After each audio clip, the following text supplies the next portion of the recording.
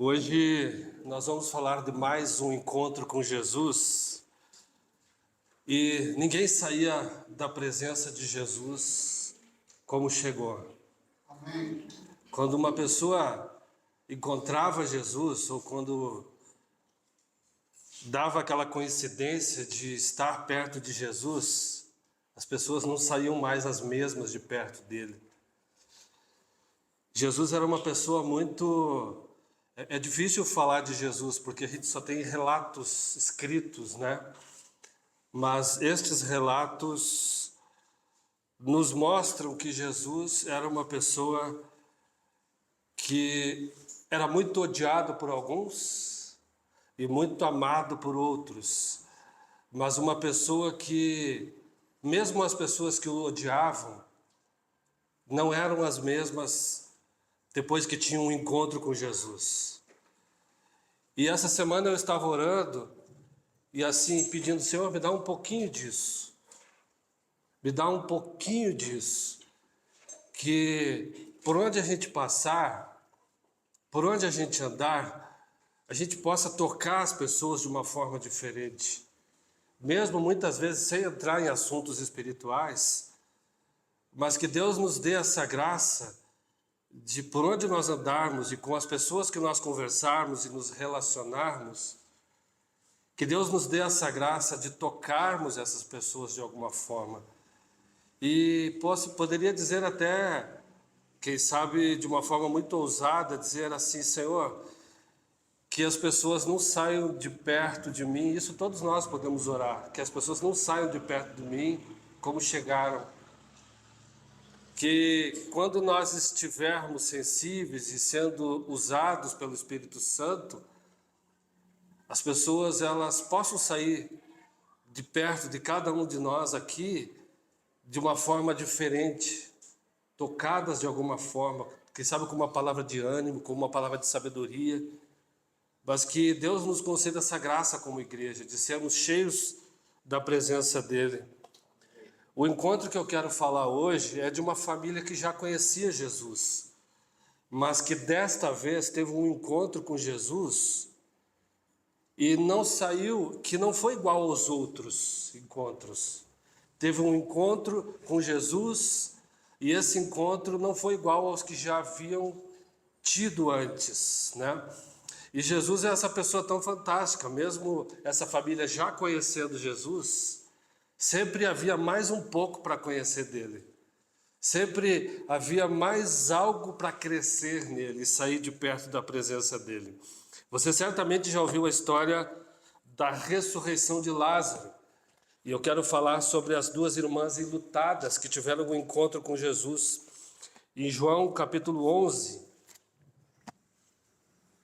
o encontro de Jesus com uma família enlutada, que tem esse encontro num momento muito difícil, muito dolorido da sua vida, né? Então João 11, eu vou pedir paciência para vocês, porque eu quero ler um texto um pouco longo, mas é preciso ler para poder expor ele, tá? João 11, a partir do verso 1, diz o seguinte: um homem chamado Lázaro estava doente. Ele era de Betânia, da aldeia de Maria e de sua irmã Marta. Esta Maria, cujo irmão Lázaro estava doente, era a mesma que ungiu o Senhor com perfume e lhe enxugou os pés com os seus cabelos. Por isso, as irmãs de Lázaro mandaram dizer a Jesus: aquele que o Senhor ama está doente. Ao receber a notícia, Jesus disse: essa doença não é para a morte, mas para a glória de Deus, a fim de que o Filho de Deus seja glorificado por meio dela. Ora, Jesus amava Marta e a irmã dela, e também Lázaro. Quando soube que Lázaro estava doente, ainda se demorou 2 dias no lugar onde estava. Agora eu quero ir para o 17, tá? Quando Jesus chegou, encontrou Lázaro já sepultado havia 4 dias. Ora, Betânia ficava a mais ou menos 3 quilômetros de Jerusalém. Muitos dos judeus vieram visitar Marta e Maria a fim de consolá-las por causa do irmão. Marta, quando soube que Jesus estava chegando, foi encontrar-se com ele. Maria, porém, ficou sentada em casa. Então Marta disse a Jesus: se o Senhor estivesse aqui, o meu irmão não teria morrido. Mas também sei que mesmo agora, tudo o que o Senhor pedir a Deus, Ele concederá. E Jesus disse a ela: o seu irmão há de ressurgir. Ao que Marta respondeu: eu sei que ele há de ressurgir na ressurreição do último dia. Então Jesus declarou: eu sou a ressurreição e a vida. Quem crê em mim, ainda que morra, viverá. E todo o que vive e crê em mim não morrerá eternamente. Você crê nisto? Marta respondeu: sim, sim, Jesus. Eu creio que o Senhor é o Cristo, o Filho de Deus, que devia vir ao mundo. Depois de dizer isto, Marta foi chamar Maria, a sua irmã, e lhe disse em particular: o mestre chegou e está chamando você. Quando Maria ouviu isso, levantou-se depressa e foi até ele, pois Jesus ainda não tinha entrado na aldeia, mas permanecia onde Marta o havia encontrado. Os judeus que estavam com Maria em casa e a consolavam, vendo-a levantar-se depressa e sair, seguiram-na pensando que ela ia ao túmulo para chorar. Quando Maria chegou ao lugar onde Jesus estava, ao vê-lo, lançou-se aos seus pés, dizendo: se o Senhor estivesse aqui, o meu irmão não teria morrido. Quando Jesus viu que ela chorava e que os judeus que a acompanhavam também choravam, agitou-se no espírito e se comoveu e perguntou: onde vocês o puseram? E eles responderam: Senhor, venha ver. Jesus chorou. Então os judeus disseram: vejam quanto ele o amava. Mas alguns disseram: será que ele que abriu os olhos ao cego não podia fazer com que Lázaro não morresse? Jesus, agitando-se novamente em si mesmo, foi até o túmulo, que era uma gruta em cuja entrada tinham colocado uma pedra. Então Jesus ordenou: tirem a pedra. Marta, irmã do falecido, disse a Jesus: Senhor, já cheira mal, porque está morto há 4 dias. Jesus respondeu: eu não disse a você que se cresce veria a glória de Deus? Então tiraram a pedra. E Jesus, levantando os olhos para o céu, disse: Pai, graças te dou porque me ouviste. Eu sei que sempre me ouves, mas falei isso por causa da multidão presente, para que creiam que tu me enviaste. E depois de dizer isto, clamou em alta voz: Lázaro, venha para fora. Aquele que tinha morrido saiu, tendo os pés e as mãos amarrados com ataduras e o rosto envolto num lenço. Então Jesus lhes ordenou: desamarrem-no e deixem que ele vá. Desamarrem-no e deixem que ele vá. Como eu disse aqui, queridos, Jesus já era amigo da família de Betânia. Jesus era amigo pessoal, particular, de Marta, Maria e de Lázaro. Por 3 vezes aqui nesse texto, o evangelista, o João, menciona o amor de Jesus pela família. Lá no verso 3, aquele a quem o Senhor ama está doente. Quando foram chamar Jesus para curar Lázaro, o recado é: aquele a quem o Senhor ama está doente. No verso 5 ele vai dizer: ora, Jesus amava Marta e a irmã dela e também Lázaro. E no verso 36, vejam quanto ele o amava. Então Jesus já tinha uma relação especial, uma relação afetuosa com essa família. Jesus, sempre que passava por Betânia, ele recebia a hospitalidade dessa família que para ele era muito querida. A gente não exagera quando diz que Marta, Maria e Lázaro eram amigos mais chegados que irmãos de Jesus. Eles eram muito próximos. Só que esse encontro de agora entre Jesus e a família se dá num momento muito diferente e bastante pesado da vida da família. É um momento de luto, é um momento de sofrimento, é um momento de perda. As irmãs estão enlutadas, estão sofrendo profundamente a perda do Lázaro. E é nesse momento, então, que Jesus vai encontrar a família fragilizada, sensibilizada, no momento de sofrimento. E Jesus, é muitas vezes assim que ele nos encontra, né? Eu não sei como é que é a história de conversão de cada um aqui. Pode chegar, Gisele. Tem problema, não atrapalha não. Obrigado, viu? Obrigado, Gisele. Eu não sei como é que é a história de conversão de cada um aqui, mas em muitos casos, e na minha vida também, foi num momento bastante difícil que eu fui encontrado por Jesus. E essa é a história de muitas pessoas, né, que Jesus encontra em momentos em que essas pessoas estão fragilizadas, com dificuldades, né? E Lázaro tinha ficado doente de uma doença que aparentemente o levou à morte muito rápido. Foram alguns poucos dias e Lázaro morreu. E mandaram buscar Jesus, mas nesse intervalo a doença avança, Lázaro morre e foi sepultado antes que Jesus chegasse a Betânia. Jesus estava a 1 dia de viagem do local. E quando ele chega em Betânia, já estava aquele luto, todo aquele choro, a comunidade chorando, muitas pessoas sofrendo. A situação até social dessas duas irmãs agora ia ficar um pouco difícil. E é nesse momento que Jesus encontra. O texto lá nos diz que muitos judeus estavam no local para consolar as irmãs por causa da perda do irmão. É interessante, gente, que Jesus, em alguns casos nos evangelhos, ele curava pessoas à distância. Lá em Mateus capítulo 8, tem uma situação de um centurião que está com um servo, um empregado doente, e ele vai até Jesus, e Jesus diz assim, ele pede a Jesus que cure o seu servo, e Jesus diz, eu vou até a sua casa. E o que é que ele fala? Senhor, eu não sou digno de que você entre debaixo do meu teto, mas libera uma palavra e o meu empregado vai ser curado. O texto de lá diz que Jesus se surpreende com a fé daquele centurião e disse, vai-te e seja feito conforme a tua fé. Jesus poderia ter liberado, neste caso, uma palavra para que Lázaro fosse curado à distância, mas ele não fez isso. Não fez isso porque Jesus tinha um propósito. E o próprio verso 4 vai dizer, para que o Filho do Homem fosse glorificado. Lá no verso 15, se você prestar bem atenção, Jesus diz, Lázaro morreu e por causa de vocês eu me alegro de que não estivesse lá.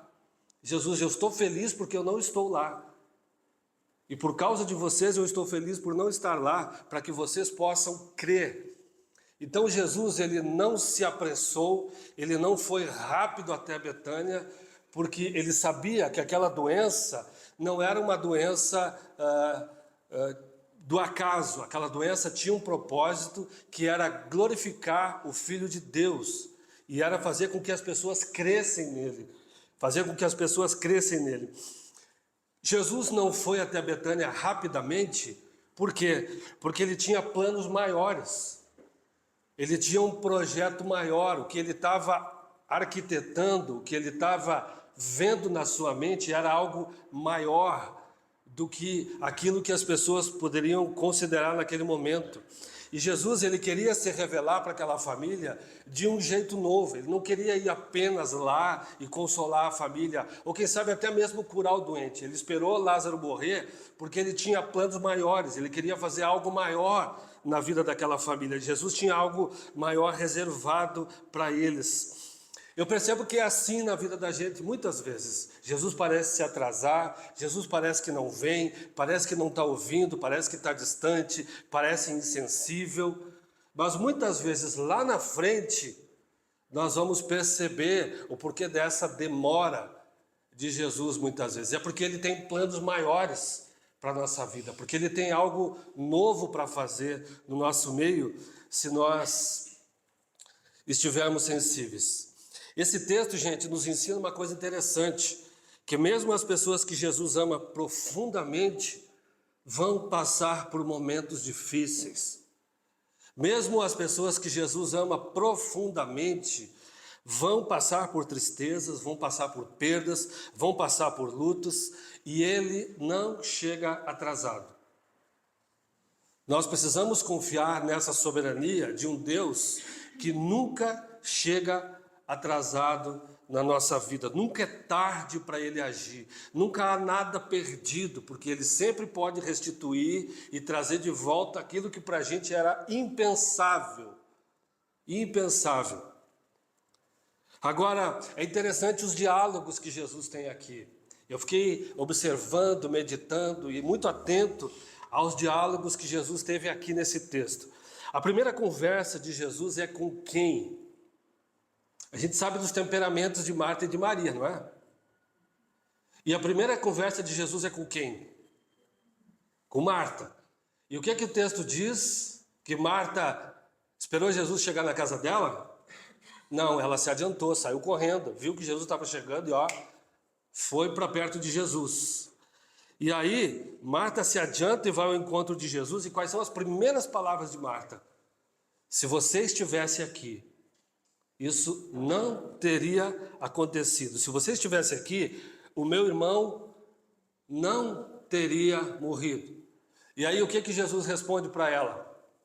O teu irmão vai ressurgir. Só que Marta continua, eu sei, Senhor, que ele vai ressurgir, mas é no último dia, não é agora. Eu sei que ele vai ressurgir, mas é no último dia. Então parece não, Marta, ela não tem expectativas de ver Lázaro vivo novamente. Para ela a situação tinha já chegado ao seu limite. Um comentarista bíblico chamado F.F. Bruce, ele tem um comentário de João, e ele diz que havia naqueles dias uma crença popular de que a alma permanecia junto ao corpo por 3 dias. E a partir do 4º dia, a alma se retirava de perto do corpo, e aí sim, uma ressurreição era completamente impossível aquela pessoa ressurgir. Mas então Marta não tem expectativa de ver Lázaro vivo novamente. Eu acho que nenhum de nós teria, né? Não sei, eu não teria. Então, porque ela não está esperando que Jesus ia fazer uma coisa dessa grandeza na vida dela. Aí o que ela continua? Eu sei, Senhor, que ele vai ressuscitar, mas não é agora. É no último dia, na ressurreição do último dia. Os judeus, de maneira geral, eles acreditavam na doutrina da ressurreição dos mortos. Mas a gente pode perceber pelas palavras de Marta que Jesus, nas conversas anteriores com eles, já tinha ensinado esse assunto da ressurreição dos mortos e sobre o último dia. Porque o que ela diz? Eu sei, Senhor. Provavelmente a gente já conversou isso antes. Provavelmente eles já haviam conversado isso antes. E o que ela diz? Eu sei, Senhor, que vai haver uma ressurreição dos mortos, eu sei que vai haver um último dia no calendário humano, e eu sei que ali as pessoas vão ressuscitar. Provavelmente Jesus tinha nas suas conversas, e eu creio que Jesus falava desses assuntos com essa família. Então, pelas palavras de Marta, ela já tinha um pouco de entendimento do que iria acontecer. E, gente, ressurreição de mortos, vida eterna, e a vida após essa vida aqui tem um provérbio judeu que diz o seguinte, que os judeus usam muito ainda hoje, é que não existe vida após a morte, existe vida após a vida. Existe vida após a vida. Então, esse é um tema muito frequente no Evangelho de João. Quando você lê João, ele vai falar muitas vezes de ressurreição, ele vai falar muitas vezes de vida eterna. Jesus em João 14 vai dizer, eu estou indo e vou preparar um lugar para vocês, e para que onde eu estiver, vocês estejam também. E quando você observa o Evangelho de João, você vai ver que esse é um tema muito frequente dentro do Evangelho de João. Então eles conversavam bastante sobre isso. Aí Jesus vai ter que argumentar com Marta de novo. Não, Marta, não vai ser lá no último dia, não vai ser no dia da ressurreição dos mortos. Eu não posso fazer a ressurreição, eu não posso agir na ressurreição, porque ele diz, eu sou a ressurreição. Eu sou a ressurreição. Eu sou a vida. E ele diz, eu posso resolver agora essa situação. Não vai ser lá para o último dia. Eu sou a ressurreição e a vida. É como se Jesus estivesse dizendo assim, a ressurreição e a vida está dentro da sua casa agora. Aquele que é a ressurreição e a vida está dentro da sua casa neste momento. E é como se ele dissesse, Marta, eu não estou chegando tarde. As coisas ainda não estão fora de controle. Está lá, está cheirando mal já. Mas ainda está debaixo do meu controle. A situação não está perdida. Observe que com Marta, Jesus parece que tem que argumentar com ela. Aquela pessoa mais racional, entendeu? Que vai para Jesus e Jesus parece que tem que ficar argumentando com Marta. E quase inicia uma discussão com ela. Agora, ela não sabia que desde que Jesus recebeu a notícia da doença de Lázaro, ele já estava ciente de todos os acontecimentos. Dá uma olhada comigo no verso 11, quando ele fala para os discípulos dele: o nosso amigo Lázaro adormeceu, mas eu vou despertá-lo. Jesus estava ciente que naquele momento Lázaro tinha morrido, e eu estou indo lá para despertá-lo. E Jesus ainda demora mais 2 dias no lugar onde estava, para depois entrar no período da sua viagem e chegar até Betânia. E agora nós temos, depois do diálogo com Marta, qual é o próximo diálogo de Jesus? Com Maria.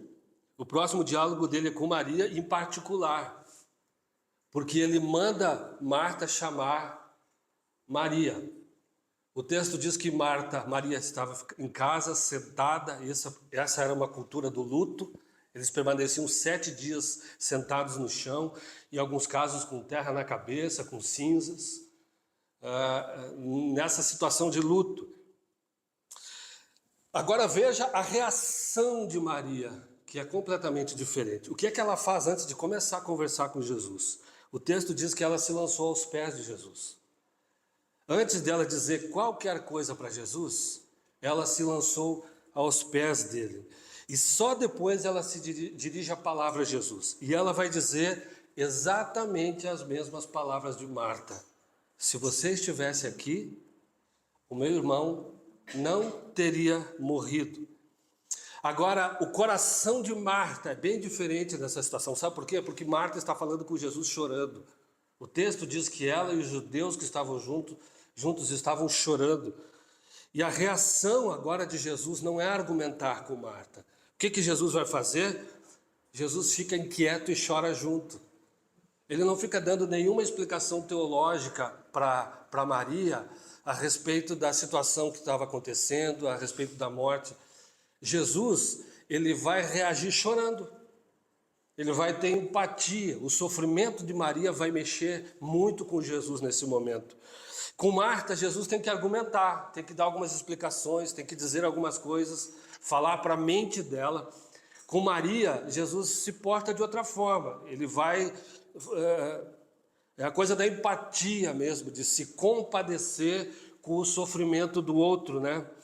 Como seria bom se a gente conseguisse entender, aprender como lidar com pessoas diferentes, né? Porque muitas vezes as pessoas vêm para a gente sofrendo, e o que a gente faz? Quer dar uma lição de moral, quer dar conselho, quer dizer como que a pessoa pode resolver aquele problema, como que ela pode tornar a vida dela melhor, né? Então, Jesus, ele sabia como conversar com cada uma das pessoas que chegavam diante dele. E nesse caso, Jesus não fica argumentando, ele apenas chora com ela. É interessante que com Marta, Jesus se revela para ela como Filho de Deus, como a ressurreição e a vida. E ele diz que quem crê em mim nunca vai morrer. Com Marta, Jesus se revela como Filho de Deus. Com Maria, Jesus vai revelar a humanidade dele. Com Maria, Jesus vai revelar que ele é homem, que ele chora, que ele fica inquieto. O texto diz que ele ficou comovido, agitado interiormente. A ideia de uma pessoa que ficou tremendo. A ideia que Jesus sentiu tanto é que ele ficou tremendo, ele ficou agitado, inquieto com aquela situação, e Jesus fica tremendo. E o texto grego diz, na verdade, que ele chorou. Jesus não chorou, o texto diz que ele caiu no choro. O texto diz que ele rompeu em lágrimas. Jesus chorou de verdade, não ficou com a vista umedecida, que nem eu fiquei aqui, que nem o Valdeci fica, né, Valdeci? Jesus irrompeu em lágrimas, Jesus caiu em pranto com aquela situação toda. Aquilo mexeu muito com ele. E aqui a gente tem essas duas faces de Jesus. O Jesus que é o Filho de Deus, que é o Deus encarnado, que ele diz: eu sou ressurreição, eu sou vida, eu vou ressuscitar pessoas no último dia. E com Maria ele vai mostrar que ele é homem também, 100% homem. Que ele não é um super-herói disfarçado. Então Jesus tinha isso, né? O escritor de Hebreus vai nos ensinar que Jesus, ele se compadecia do sofrimento das pessoas, porque ele mesmo tinha sido provado na escola do sofrimento. Ele mesmo tinha passado pela escola do sofrimento. Jesus sabia o que era sofrer. Ele sofreu também. Por isso ele poderia olhar para as pessoas com compaixão, com empatia e se identificava com as pessoas. Com Marta, Jesus se dirige à razão, como eu já disse, e com Maria ele vai chorar juntos. É interessante, gente, que quando a gente olha para aquela situação da tempestade, que o barco está quase afundando, os discípulos tudo apavorado, Jesus não se abalou com aquela situação, mas com o choro de uma pessoa ele se abala.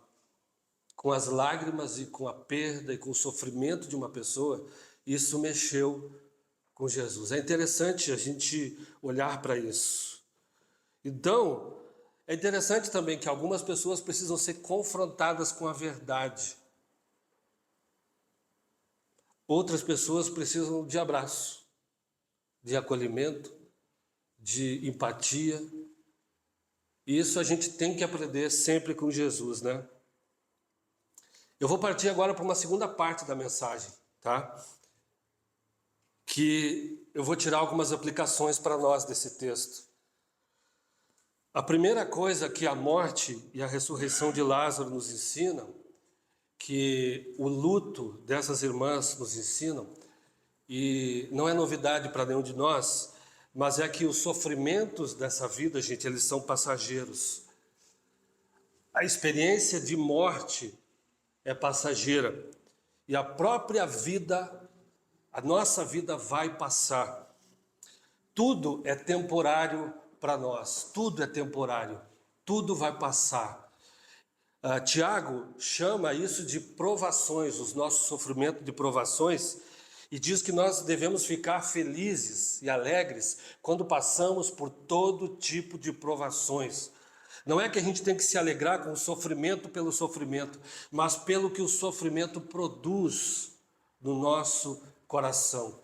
Jesus foi provado e criado na escola do sofrimento, e não pense que com a gente vai ser diferente. Nós vamos enfrentar dias em nossas vidas que a gente vai até questionar a própria fé, que a gente vai questionar se Deus existe, e tem nada de errado com isso. Nós somos humanos. Não tem nada de errado com isso. Muitas vezes a gente passa pelos vales que vão nos provar, e esses questionamentos, eles fazem parte da natureza humana, e a gente não precisa se condenar por isso.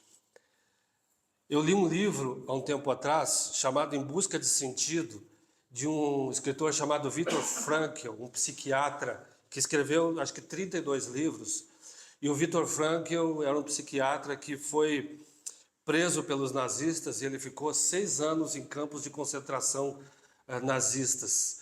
E o livro dele, ele escreve o relato do sofrimento dele em meio aos campos de concentração. Ele passou por Auschwitz e por mais 2 campos. Só que ele escreve o livro dele falando do sofrimento das pessoas, só que com o olhar de um psiquiatra, analisando o comportamento das pessoas em meio ao sofrimento. Então é muito interessante a forma como ele relata o sofrimento dele e dos judeus que estavam nos campos de concentração. E ele diz o seguinte, que quando um dia amanheceu, os portões estavam abertos, uma bandeira branca, e os guardas agora já não estavam mais com as roupas do exército alemão, já todos apaisando, oferecendo cigarros para quem estava saindo. Ele diz que aquele dia, logo depois primeiro que eles não entenderam muito bem, o choque e o trauma foram tão fortes que eles não conseguiram sentir a alegria de serem libertos daqueles campos de concentração. Mas ele diz que logo depois a sensação é de ter acordado de um pesadelo. Ele comenta que a sensação é de ter tido acordado de um pesadelo e que aquilo parece que na prática nunca existiu. E é interessante que ele diz assim, nós desaprendemos o sentido da alegria. Será necessário aprender de novo a alegrar-se. Será necessário aprender de novo a gente a se alegrar, porque eles não sabiam mais o que era isso. Gente, a vida que nós temos aqui na Terra, todo esse sofrimento que a gente vê no mundo, Tudo isso que a gente olha hoje fica horrorizado, a monstruosidade em que o ser humano se tornou. Você hoje não sai quieto, tranquilo na rua, você tem medo de assalto, a gente tem medo de um monte de coisas. A gente tem medo de doença, tem medo de ficar velho, tem medo de faltar dinheiro, tem medo de ficar desempregado, tem medo de divórcio, tem medo de perder filho, tem medo de perder pessoas. Tudo isso que nós passamos nessa terra, um dia vai parecer uma noite em que a gente acordou. Por que a gente se pergunta, Senhor, por que o Senhor permitiu tamanho sofrimento entre os homens? Porque esse sofrimento, ele é passageiro.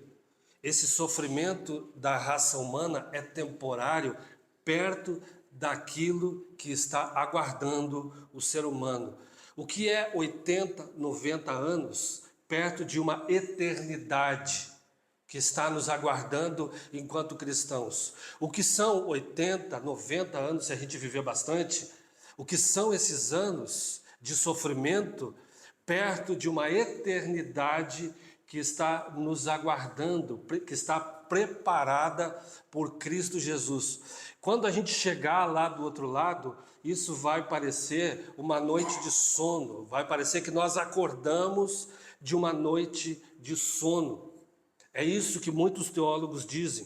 Por isso Deus permitiu tamanho sofrimento entre os homens.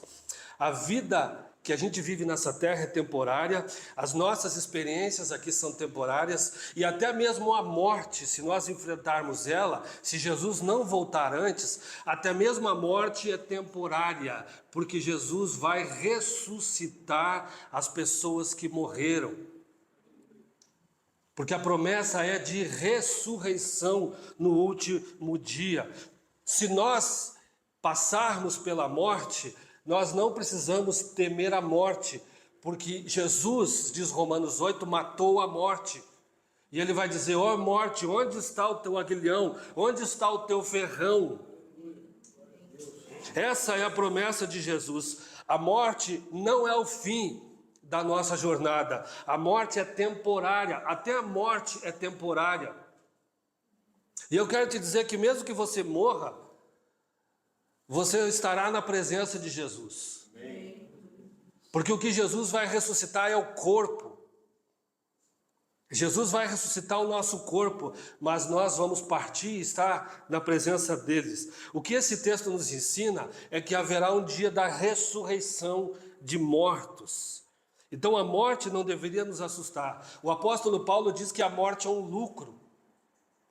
O apóstolo Paulo diz que morrer para ele é lucro, não é pesado para ele morrer. Como é que Paulo lida com a morte? Quando a gente vê a segunda carta dele a Timóteo, capítulos 4, versos, acho que a partir do 15 e 16, o apóstolo Paulo ele não diz assim, o tempo da minha morte chegou, mas o tempo da minha partida é chegado. Ele havia recebido já a condenação do Império Romano, ele sabia que ele ia morrer, e ele diz, o tempo da minha partida é chegado.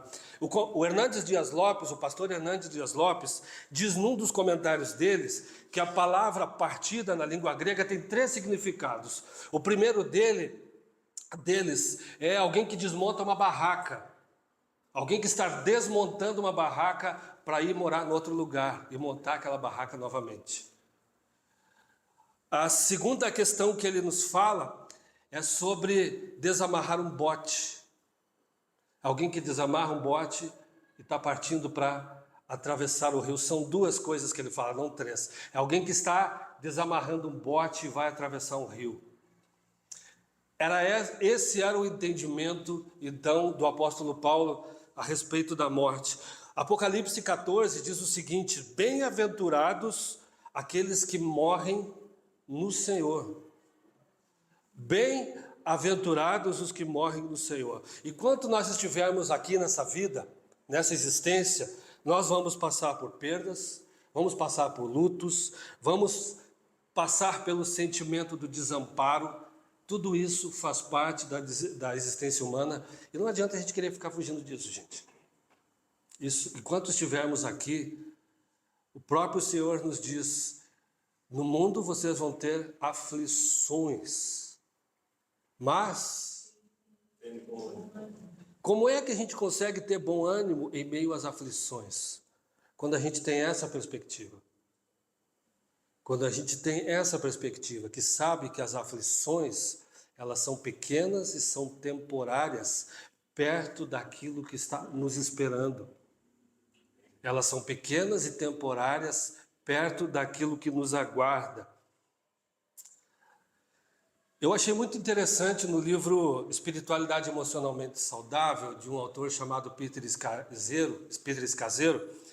Ele conta uma história interessante da rainha da Inglaterra, a rainha, eu esqueci o nome dela aqui, mas o marido dela, a rainha Vitória da Inglaterra, ela perdeu o marido dela em 1861. E ela viveu mais 40 anos e ela nunca se recuperou dessa perda. Ela ficou 40 anos de luto. Ela deixou o quarto dele arrumado nesse tempo todo do jeito que ele deixou, as coisas dele do jeito que ele deixou, os objetos de fazer a barba, a mesa sempre tinha lugar para 2 pessoas.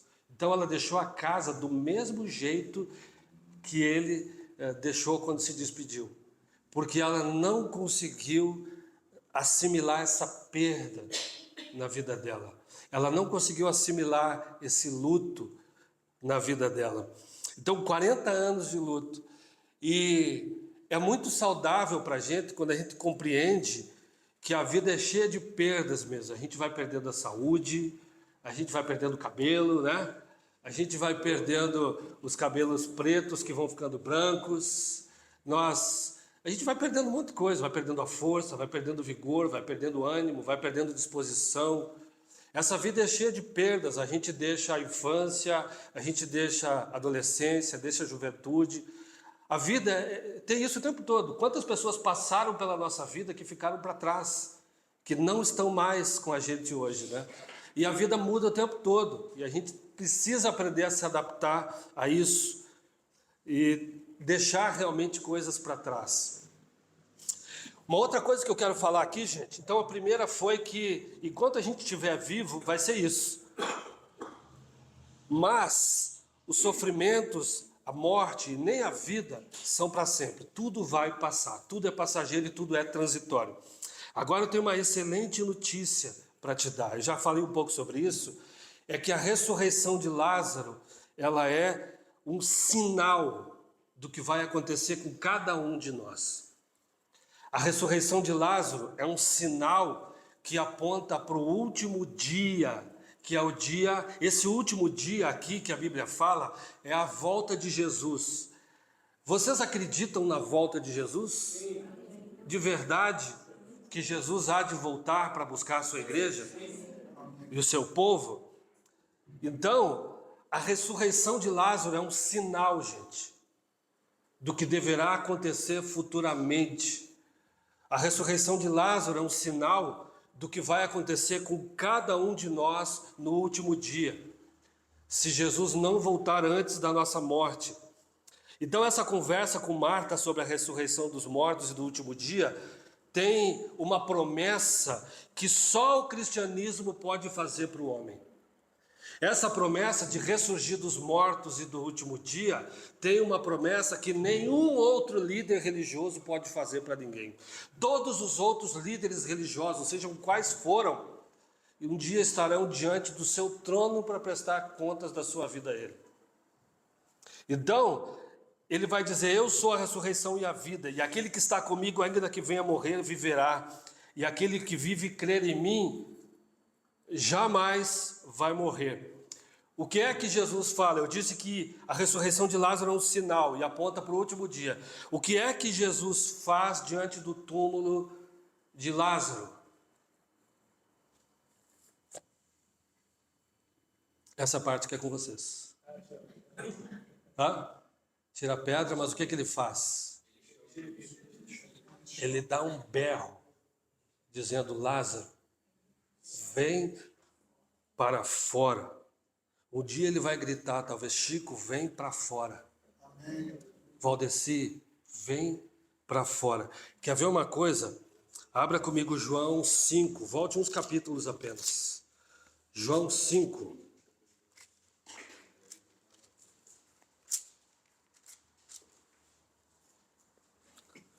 João 5, 21 diz assim, 5, 21. Pois assim como o Pai ressuscita e vivifica os mortos, assim também o Filho vivifica aqueles a quem quer. Venha comigo por verso 24. Em verdade lhes digo, quem ouve a minha palavra e crê naquele que me enviou tem a vida eterna e não entra em juízo, mas passou da morte para a vida. E olha o que ele diz assim, 25. Em verdade lhes digo que vem a hora e já chegou em que os mortos ouvirão a voz do Filho de Deus e os que a ouvirem viverão. Haverá o dia em que os mortos vão ouvir a voz do Filho de Deus e todos aqueles que ouvirem vão viver novamente. E o verso 28 e 29 ele diz assim, ó, não fiquem maravilhados com isso, porque vem a hora em que todos os que se acham nos túmulos ouvirão a voz dele e sairão. Vai chegar a hora em que todos os que se acham nos túmulos ouvirão a voz dele e sairão. Os que tiverem feito o bem para a ressurreição da vida e os que tiverem praticado o mal para a ressurreição do juízo. Todos um dia vão ouvir a voz do Filho de Deus e vão sair dos seus sepulcros, vão ressurgir todas as pessoas. Os que tiverem vivido uma vida na presença de Deus vão ressuscitar para a vida eterna, mas outras pessoas vão ressuscitar para o juízo de Deus. Daniel capítulo 12, verso 2, Daniel diz isso séculos antes de Jesus, e ele vai falar sobre a ressurreição dos mortos. Ele vai dizer que todos aqueles que estão no pó da terra vão ressurgir, uns para a vida eterna e outros para a vergonha e horror eterno. Mas essa promessa da ressurreição é uma promessa bíblica para cada um de nós. Todos aqueles que ouvirem a voz dele vão se levantar do sepulcro. Lázaro vem para fora. Então a ressurreição de Lázaro é um sinal do que vai acontecer nos últimos dias, ou no último dia, na volta de Jesus. Haverá uma ressurreição de mortos e haverá um último dia no calendário humano. Vai haver um último dia. O apóstolo Paulo, gente, fala sobre, na carta aos Tessalonicenses, capítulo 4 principalmente, ele fala da volta de Jesus e ele fala que o arcanjo vai emitir um grito dos céus, uma palavra de ordem dada por Jesus, e os mortos vão se levantar. E isso vai acontecer num piscar de olhos. E Paulo vai dizer lá que todos aqueles que estiverem vivos vão ser transformados naquele momento, num piscar de olhos. Se Jesus voltar e ele nos encontrar em vida, o texto diz que nós vamos ser transformados num piscar de olhos, e os que estiverem mortos vão ser ressuscitados nesse dia. Nós vamos ser transformados, pastor, mas transformados em quê? Nós vamos ter um corpo igual ao de Jesus depois da ressurreição. O Novo Testamento nos ensina, o Novo Testamento usa para esse corpo um termo chamado de corpo glorificado. Nós vamos ter um corpo igual ao de Jesus, transformado, que a Bíblia chama de corpo glorificado. Isso vai acontecer no dia da segunda vida de Jesus. O apóstolo Paulo vai falar sobre isso algumas vezes nas cartas aos Coríntios, vai falar também sobre, em Filipenses, capítulo 3, a partir do verso 21, ele vai dizer que Jesus vai transformar o nosso corpo de humilhação em um corpo igual ao da sua glória. O que é o corpo de humilhação? É esse corpo que nós temos sujeito ao pecado. Esse corpo cheio de limitações, que fica doente, que fica cansado, que fica com ódio, que, enfim, é um corpo cheio de limitações, sujeito ao pecado. Esse corpo vai ser transformado e nós vamos passar a ter um corpo igual ao corpo de Jesus, que não está, olha, Mário, eu tenho uma notícia ruim para te dar, tá bom? Tem gente que acha que vai ter churrascado nos céus. Valdeci também. O apóstolo Paulo diz em Coríntios que o estômago é para o alimento e o alimento é para o estômago, mas ambos vão ser destruídos. Nós não vamos ter necessidades de se alimentar com esse outro corpo.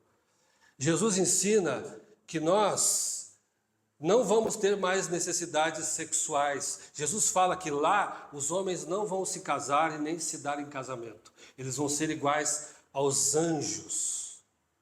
A Bíblia não fala como que vai ser, mas ela diz algumas coisas que não vão ser. Então os nossos apetites, nós não vamos mais sentir fome, não vamos mais sentir necessidade de se alimentar, não vai mais haver a necessidade de reprodução da espécie. Então nós vamos ser transformados. O que o Apocalipse diz é que nós vamos receber uma pedrinha branca, e a pedra branca ali tem a ver com alguém que era absolvido num trono, diante de um juiz, e nessa pedra vai estar escrito o nosso novo nome. Então nós vamos ter um corpo diferente, vamos ter um outro nome no nosso corpo, quando estivermos nesses dias de corpo glorificado. Nós, então, vamos não estar mais sujeitos ao pecado. Toda lágrima vai ser, o Senhor Jesus fala que toda lágrima vai ser recolhida. Nós não estaremos mais debaixo do poder do pecado, da autoridade do pecado, nem da condenação do pecado. Isso é o que nos aguarda com esse corpo glorificado, com esse corpo diferente. Uma outra coisa que eu quero dizer para vocês é que Jesus, ele ensina nesse texto, nessa pequena conversa, nessas pequenas frases, ele vai falar com Marta sobre a sua divindade. Ele vai dizer, eu sou. E no Evangelho de João existem 7 vezes essa expressão, eu sou, se referindo à divindade de Jesus. O mundo vai saber, gente, que Jesus não é apenas um líder, um cara legal que passou, um cara amoroso. O mundo vai ver que Jesus é o soberano e o todo-poderoso e o criador de todas as coisas. O texto de Hebreus, capítulo 1, diz assim, havendo Deus outrora falado muitas vezes e de muitas maneiras aos nossos antepassados por meio dos profetas, nos dias de hoje ele tem nos falado por meio do Filho, a quem constituiu o herdeiro de todas as coisas e por meio do qual ele fez o universo. Esse é Jesus. Amém. Um Jesus que até Satanás vai ter que se dobrar e reconhecer que ele é Senhor. Esse é o Jesus que nós cremos. O Jesus todo-poderoso, soberano, o Filho de Deus. Pense em tudo que você já ouviu, leu e aprendeu sobre Jesus. Eu quero te dizer que isso é nada perto do que nós estamos por ver um dia.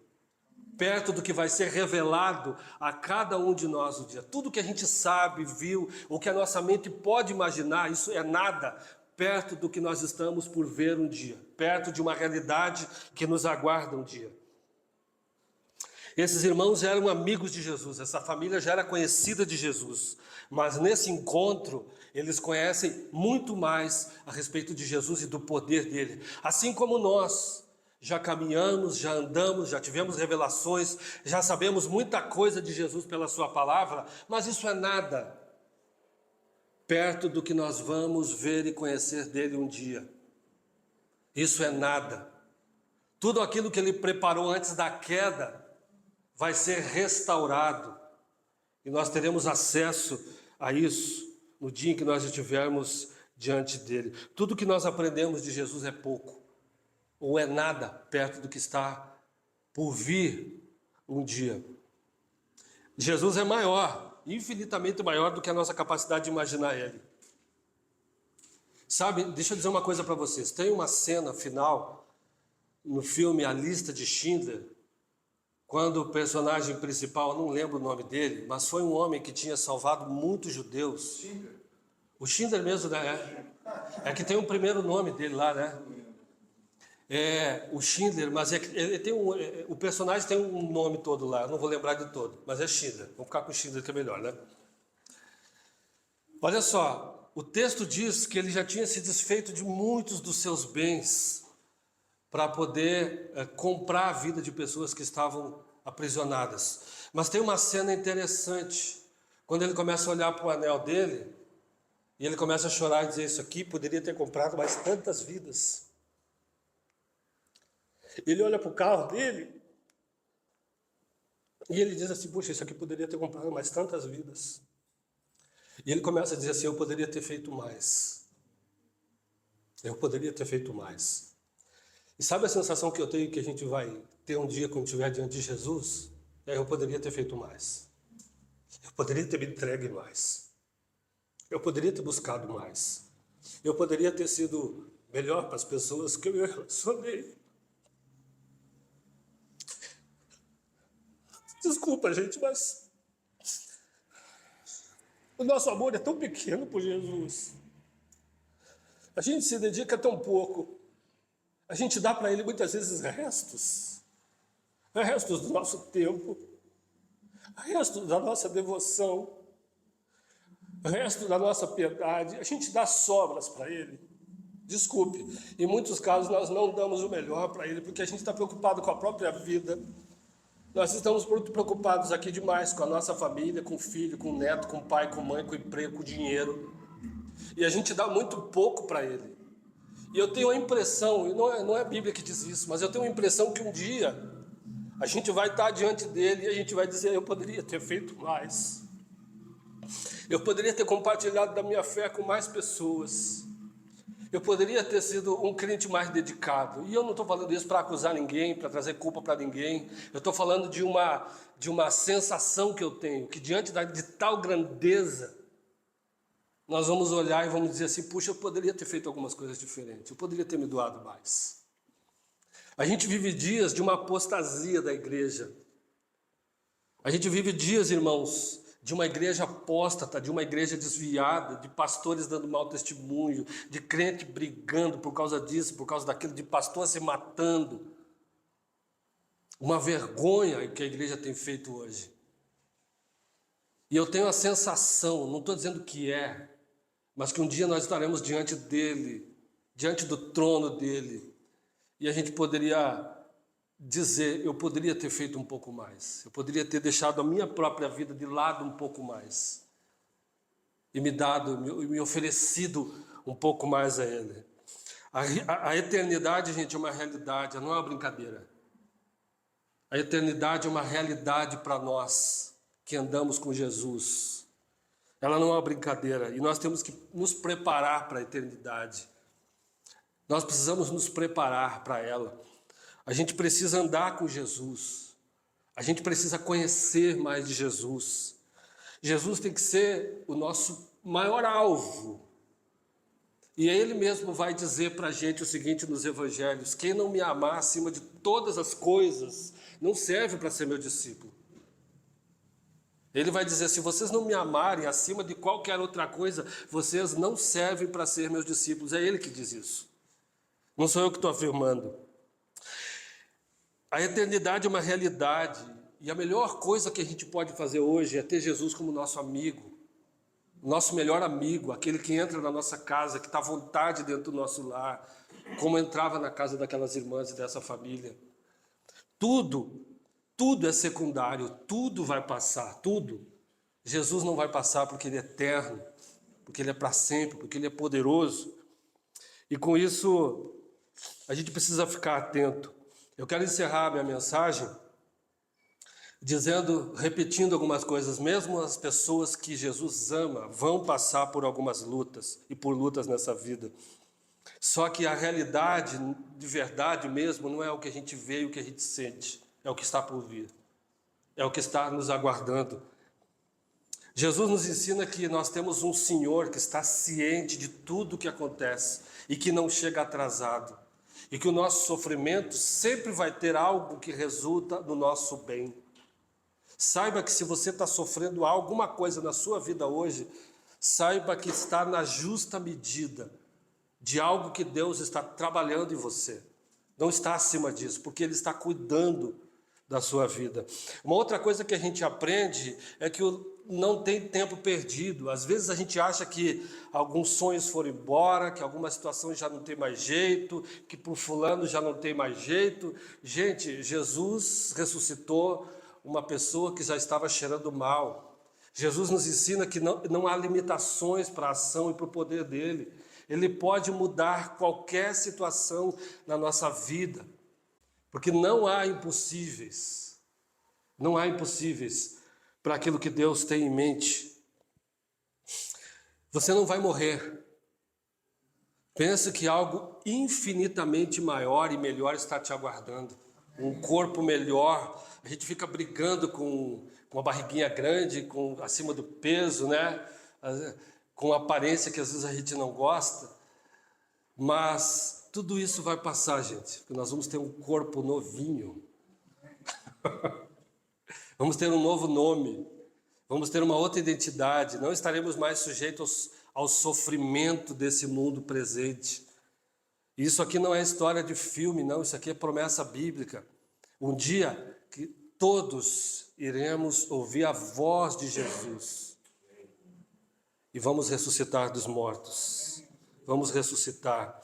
Por isso, gente, esse encontro dessa família com Jesus foi tão impactante, foi tão diferente, foi novo.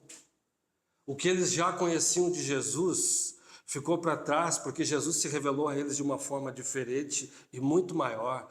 Pense em tudo que você já viveu com Jesus, tem mais. Ele pode se revelar para você de outras formas, como um Deus maior. Ele pode se revelar ainda e fazer coisas maiores na sua vida. Porque ele não tem limitações. Vamos ficar de pé?